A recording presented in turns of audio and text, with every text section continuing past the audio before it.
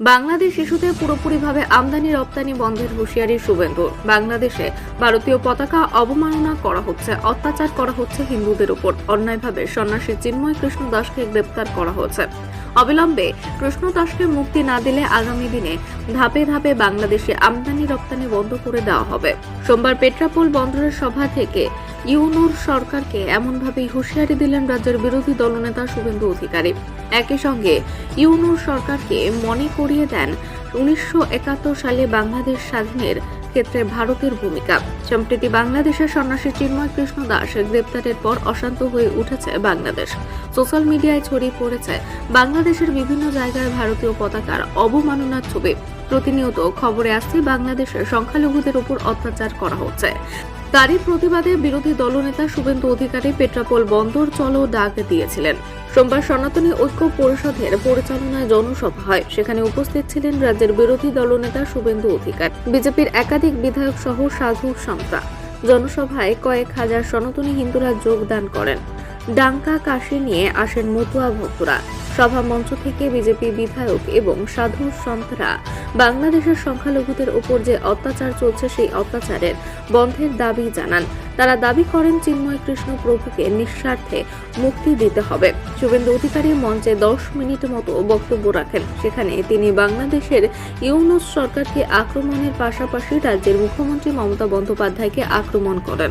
মোহাম্মদ ইউনূসকে মনে করিয়ে দিয়ে বলেন, যে দাবিতে আন্দোলন হলো, এই আন্দোলন আপনি বললেন যে এক সপ্তাহের মধ্যে যদি সম্পূর্ণ না হয় তাহলে আন্দোলন ইতিমধ্যে চলছে। গোটা ভারতবর্ষ রাস্তায়, পৃথিবীর রাস্তায় সব হিন্দুরা লড়ছেন। আমরা 24 ঘন্টা বাণিজ্য বন্ধ এবং পেট্রাপোল অভিযান করেছি।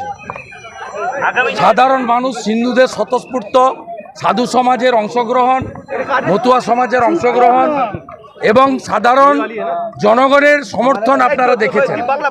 এই আন্দোলন চলবে, এটা একদিনের বিষয় নয়। আমাদের এই আন্দোলন তীব্র থেকে তীব্রতর হবে এবং আমরা আজকেই বলেছি 24 ঘন্টা বাণিজ্য বন্ধ থাকলো। ইউনূস যদি প্রভুকে মুক্তি না দেন, মন্দির ভাঙা বন্ধ না করেন, হিন্দুরা সুরক্ষিত না থাকে, তাহলে আমরা পশ্চিমবঙ্গ দিয়ে কোনো প্যাসেঞ্জার নিয়ে আমাদের কোনো কমেন্ট নেই। আমাদের বক্তব্য ভিসা কমপ্লিট বন্ধ করুন এবং কমার্শিয়াল পারমিট দেওয়া বন্ধ করুন। আমরা যেভাবে আজকে ফ্রেট যাতায়াত বন্ধ করেছি, আগামী দিনে আমরা এটা লাগাতার পর্যায়ে নিয়ে যাব। আমরা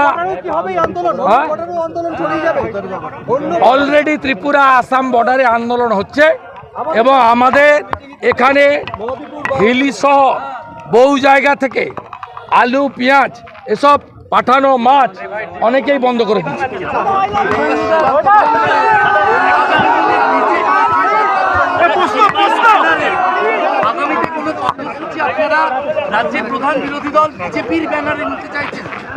ভারতীয় জনতা পার্টির প্রদেশ ইউনিট ঠিক করবে, কিন্তু ভারতীয় জনতা পার্টি হিন্দুদের স্বার্থে যে কোনো লড়াইতে পার্টির প্রত্যেকটি কার্যকর্তাকে জাতীয় পতাকা, ধ্বজ, শাঁখ, সিঙ্গা, মৃদঙ্গ, খঞ্জনি নিয়ে যে লড়াই, সেই লড়াইতে সব সময় ভারতীয় জনতা পার্টি অংশগ্রহণ করতে বলে। এটা দলের ঘোষিত অবস্থান। আর আমরা মনে করি না এটা কোনো রাজনৈতিক দলের বিষয়, সমগ্র হিন্দু সমাজের বিষয়।